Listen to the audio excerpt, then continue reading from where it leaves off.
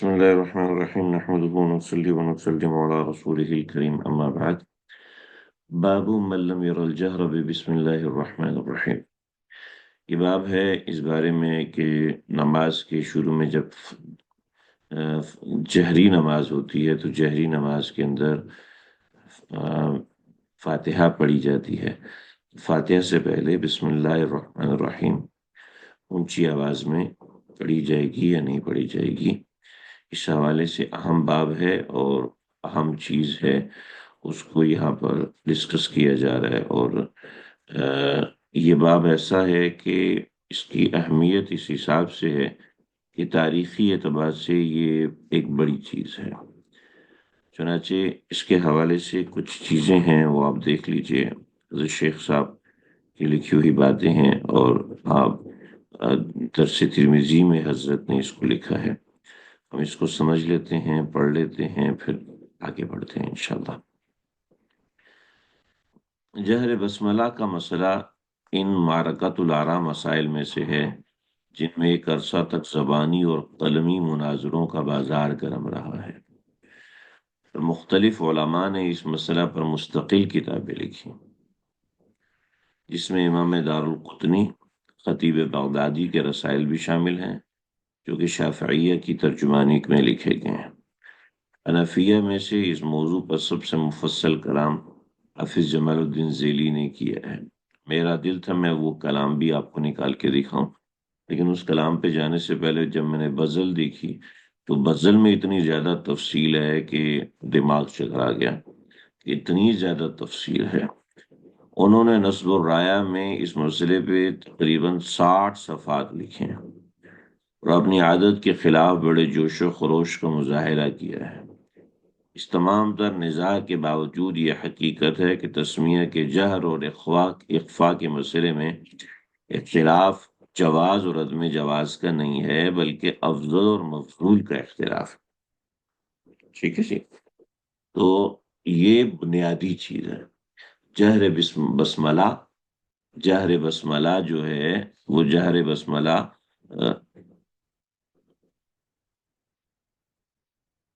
حدیث شریف جلد نمبر میں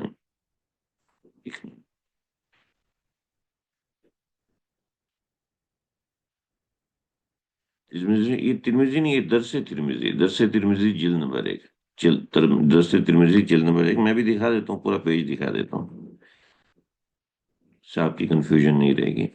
تو یہ ہے درس ترمذی کا مشہور، اور میں یہ بھیج بھی دوں گا انشاءاللہ، گروپ میں بھیج دوں گا. 499 جلد نمبر 1 ہے. یہ اب اس کے اندر جو تنقیح مذاہب ہیں وہ دیکھ لیجئے. تنقیح مذہب یہ ہے اس موضوع میں کہ امام مالک رحمۃ اللہ علیہ کے نزدیک تسمیہ سرے سے مشروع ہی نہیں ہے، نہ جہرن ہے اور نہ سرن ہے. امام شافعی کے نزدیک تسمیہ مسنون ہے صلاۃ جہریہ میں جہر کے ساتھ اور سریہ میں سر کے ساتھ. امام ابو حنیفہ اور امام احمد اور امام اسحاق بن راہوے ان کے نزدیک تسمیہ مسنون ہے، البتہ ہر حال میں سرن پڑھنا ہی افضل ہے، خاص صلاۃ جہری ہو یا سری ہو. اس مسئلے میں بعض اہل ظاہر مثلا ابن تیمیہ اور ابن القیم رحمۃ اللہ علیہ بھی حنفیہ کے ساتھ ہیں، اور بعض محققین شافعیہ نے بھی اس مسئلے میں حنفیہ کا مسلک اختیار کیا ہے. یہ بات ہے. اور اس بات کے حوالے سے کچھ باتیں ہم پڑھیں گے نہیں، البتہ میں یہ پیپرز آپ کو بھیجوں گا، آپ ان پیپرز کا مطالعہ کیجیے گا، انشاءاللہ اس سے فائدہ ہوگا. اور بڑا مجھے تو بہت مزہ آیا کہ جس طریقے سے استدلال یہاں پر کیا گیا حضرت نے کیا غزل کے اندر. خاص طور پہ میں نے کتاب بھی یہ والا نسخہ کیا ہے. پہلے میرے پاس جو غزل کا نسخہ تھا، جو میرے پاس اصلی نسخہ ہے یہ وہ والا نسخہ ہے، اور میں جس سے مطالعہ کرتا ہوں میرے پاس جو آن لائن نسخہ تھا کمپیوٹر میں وہ نسخہ مزیدار نہیں تھا، جس میں لکھا بہت باریک تھا اور عجیب سا تھا. تو خیر وہ بیروت کا نسخہ ہے لیکن کافی پرانا ہے. یہ نیا نسخہ ہے، یہ میں آپ کو بھیجوں گا اور آپ اس کا مطالعہ کیجیے گا، بہت مزیدار ہے. اور جو لوگ عربی پڑھنے میں ماہر نہیں ہیں، اگر مدرسے سے پڑھے ہوئے ہیں لیکن عربی میں ماہر نہیں ہے، تو ان کے لیے بھی یہ آسان سا نسخہ ہے کوئی، یعنی غزل کی عربی بہت اچھی ہے چونکہ اہل عجم کی لکھی ہوئی ہے، تو اس وجہ سے ہمارے حساب سے جیسے اب اس میں ہے نا، روا عن عمر وقال ابو عمر من وجوه ليست بالقائمة انه قال يخفى الامام اربعا، امام چار مقام پر اخفا کرے گا، التعوذ بسم اللہ الرحمن الرحیم و آمین و ربنا لک الحمد، امام ان چار مقامات پہ اخفا کرے گا، یعنی اس طرح کے بہت مزے مزے کے دلائل ہیں۔ ایسے ہی آگے روا القمۃ والاسود عن عبد الله بن مسعود رضی اللہ عنہ قال ثلاث يخفيهن الامام الاستعاذة وبسم اللہ الرحمن الرحیم و آمین، ٹھیک ہے، تو یہ تین مقامات انہوں نے لکھے ہیں، ٹھیک ہے۔ پھر تابعین، پھر طب تابعین، اور بڑے بڑے مزے کے دلائل ہوتے ہیں۔ اہل ذوق حضرات جو ہے اس سے استفادہ کریں تو مزہ آتا ہے۔ اختلافی مسائل ہیں ان میں، مقابلہ بازی تو ظاہر بات ہے بھی نہیں، اور کوئی ایسی چیز نہیں ہے کہ ہم اس میں ایسا وہ کریں، البتہ آج وقت تھوڑا سا مختصر ہے، میں اس کو اسی پہ رکھوں گا۔ وبالسند المتصل من الى امام ابي داود رحمه الله تعالى قال حدثنا مسلم بن ابراهيم قال حدثنا هشام عن قتادة عن انس رضي الله تعالى عنه ان النبي صلى الله عليه وسلم وابا بکر وعمر وعثمان كانوا يفتتحون القراءة، اپنی نماز کی قرات کی ابتدا کرتے بی الحمد للہ رب العالمین، الحمد للہ رب العالمین سے اپنی قرات کی ابتدا فرمایا کرتے تھے، الحمد للہ رب العالمین سے اپنے قرات کی۔ اس سے ثابت کیا ہوا؟ ثابت یہ ہوا کہ بسملہ سے قرات کی ابتدا نہیں ہوا کرتی تھی، الحمد للہ سے قرات کی ابتدا ہوا کرتی تھی، تو یہ بات سمجھائی۔ اگلی روایت دیکھیں، وبه قال حدثنا مسدد قال حدثنا عبد الوارث بن سعيد عن حسين المعلم، یہ وہی روایت ہے جو ہم پیچھے تھوڑی سی ڈسکس کی تھی، جس میں عدیل بن میسرہ کی روایت ہے عن ابی الجوزائی عن عائشہ رضی اللہ تعالی عنہا قالت، یہ وہی روایت ہے، ابو الجوزا نے کسی شخص کو بھیجا تھا حضرت عائشہ سے پوچھنے کے لیے، تو انہوں نے جو باتیں بیان فرمائی، تو جو شخص کی بات ہے اس کے اندر کچھ اور بات ہے، اور جو حضرت عائشہ سے ڈائریکٹ منسوب ہے وہ اور بات ہے، کچھ اس طرح کی باتیں ہم نے پیچھے دیکھی تھی، مگر بات وہی ہے کہ روایت ایک ہی ہے، اور روایت ایک ہی، جب بدیل بن میسرہ ذکر فرما رہے ہیں تو کسی اور طریقے سے، اور جب دوسرے ذکر فرما رہے ہیں کسی اور طریقے سے، پیچھے ہم پڑھ چکے۔ کان رسول اللہ صلی اللہ علیہ وسلم یفتتح الصلاۃ بالتکبیر والقراءۃ بالحمد للہ رب العالمین، نماز کی ابتدا تکبیر سے کرتے، والقراءۃ بالحمد للہ، اور الحمد للہ رب العالمین کی قراءت کے ساتھ۔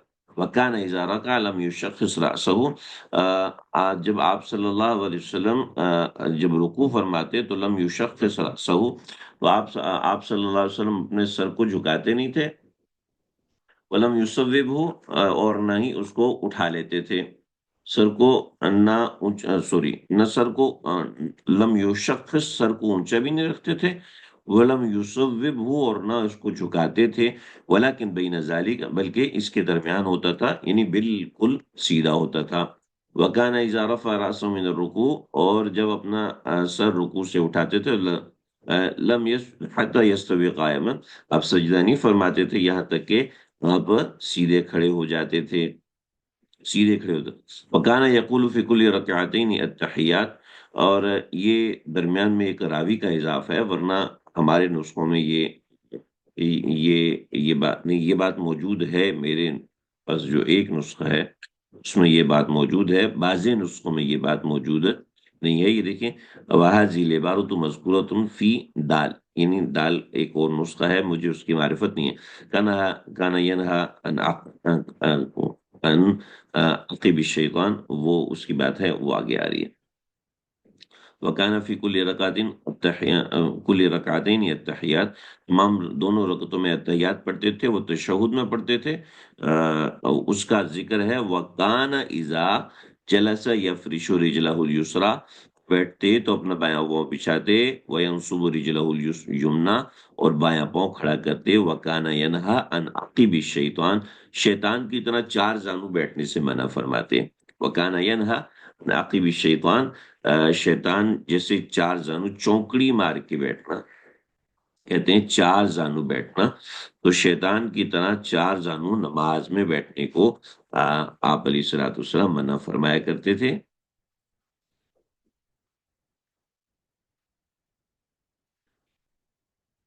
وعن انفرشت السبع، انفرشت السبع یا انفرشت السبع دونوں لفظ ہیں، اور دونوں لفظ صحیح ہیں۔ انفرشت السبع، اور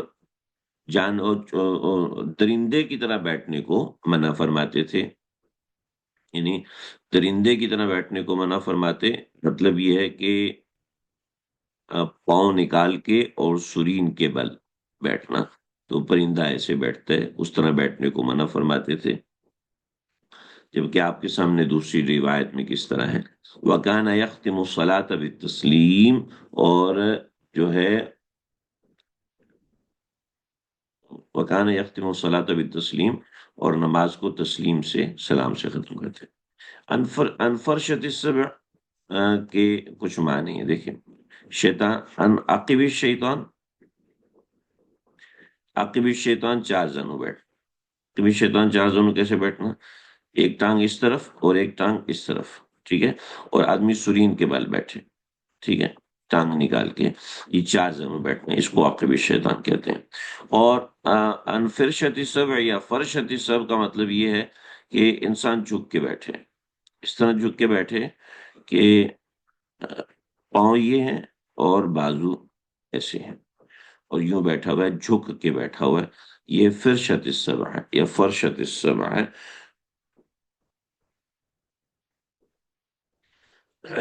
یہ کچھ چیز ہے۔ فرشت السبع میں زیادہ دیکھ نہیں سکوں، میرا اس وقت دھیان ہی نہیں گیا، اس کے حوالے سے میں وہ سند کے حوالے سے دیکھتا گیا۔ فرشت السبع کو میں انشاءاللہ آپ کو کل یا انشاءاللہ میں گروپ میں دوبارہ بتا دوں گا، کل سبق میں بتا دوں گا تاکہ ریکارڈ میں آ جائے، ہمارے سامنے رہے۔ اگلی روایت دیکھتے ہیں جی۔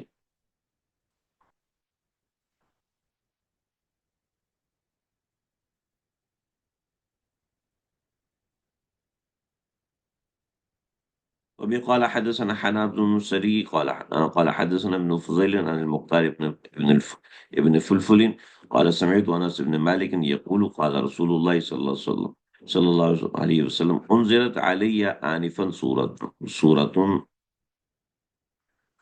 مجھ پر ابھی ابھی ایک سورت نازل ہوئی، فقرا، آپ نے قرأت فرمائی، بسم اللہ الرحمن الرحیم ان اعطیناک الکوثر، حتی ختمہا، یہاں تک کہ آپ نے سورت کو ختم فرمایا۔ قال هل تدرون ما الکوثر، کیا تم جانتے ہو کوثر کیا ہے؟ قال اللہ ورسولہ اعلم، فرمایا کہ قال فإنہ نہر وعدنیہ ربی، یہ ایک نہر ہے، میرے پروردگار نے مجھ سے وعدہ کیا ہے، عز وجل، فی الجنہ، جنت کے اندر مجھے ملے گی۔ ظاہر محدثین نے فرمایا ہے کہ اس کا کوئی مطلب نہیں ہے، سوری، اس کا کوئی ربط نہیں ہے پچھلے مضمون سے، لیکن بظاہر بتانے کا مقصود یہ ہے کہ بسم اللہ الرحمن الرحیم سورت کا حصہ ہے یا سورت کا حصہ نہیں ہے، اس کے حوالے سے چونکہ اختلاف ہے، تو امام ابو داؤد نے اس کے ساتھ اس کو لکھ دیا۔ بسم اللہ کا سورت کا حصہ ہونا نہ ہونا یہ انشاءاللہ ہم دیکھ لیں گے، البتہ مختصر یہ ہے کہ اس کے اندر تین مذہب ہیں۔ ایک مذہب امام مالک کا ہے، امام مالک فرماتے ہیں مطلق بسم اللہ الرحمن الرحیم جز قرآن نہیں ہے۔ حنفیہ کہتے ہیں کہ بسم اللہ الرحمن الرحیم جز قرآن ہے، اور ہر صورت کے ساتھ بالفصل نازل ہوئی ہے، جیسے کہ بذل مجہود میں ہے کہ فصل کرنے کے لیے نازل ہوئی ہے، ورنہ ایک بار قرآن کا جز ہے، ہر صورت کا جز نہیں ہے۔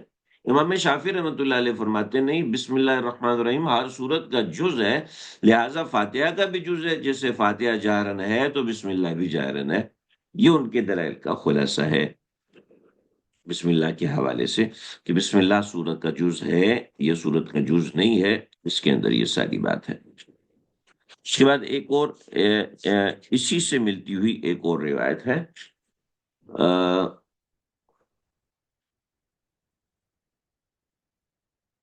وبه قال حدثنا قطب بن النصير قال حدثنا جعفر قال حدثنا حميد الأعرج المكي عن ابن شهاب عن عروة عن عائشة رضی اللہ عنہ ذکر الافک، آپ نے افک کا واقعہ ذکر کیا، قالت آپ نے فرمایا جلس رسول اللہ صلی اللہ علیہ وسلم وکشف عن وجہہ، آپ صلی اللہ علیہ وسلم بیٹھے ہوئے تھے اور آپ کا چہرہ کھلا، وقال آپ نے فرمایا اعوذ باللہ السمیع العلیم من الشیطان الرجیم ان الذین جاءوا بالافک عصبۃ منکم الآیہ، اور پھر وہ بات۔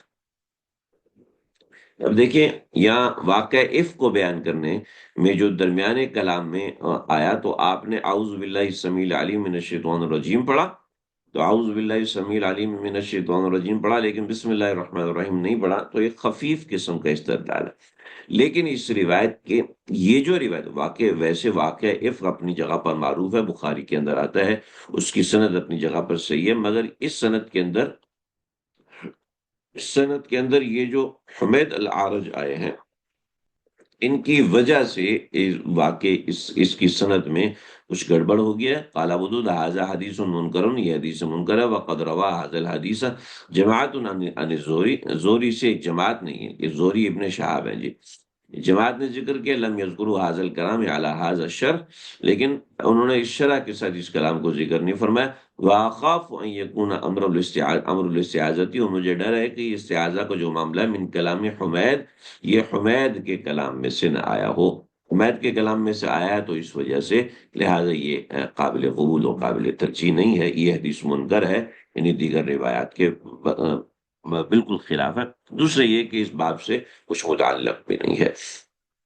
تو یہ دو روایتیں ہیں، اصل دو روایتیں، دیگر دو روایتیں غیر مرتب ہیں، یعنی غیر مربوط ہیں۔ بس آج کا سبق یہیں تک ہے، ہم یہیں تک رکھیں گے، بس پڑھ اسی لیے لیا تاکہ ناغہ نہ ہو ہمارا۔ صلی اللہ تعالیٰ علیہ خیر خلقہ محمد وآلہ وصحبہ اجمعین۔ کچھ سوال ہو تو آپ گروپ میں کر لیجیے گا، یا انشاءاللہ کل اس کو دیکھ لیں۔ السلام علیکم ورحمۃ اللہ وبرکاتہ۔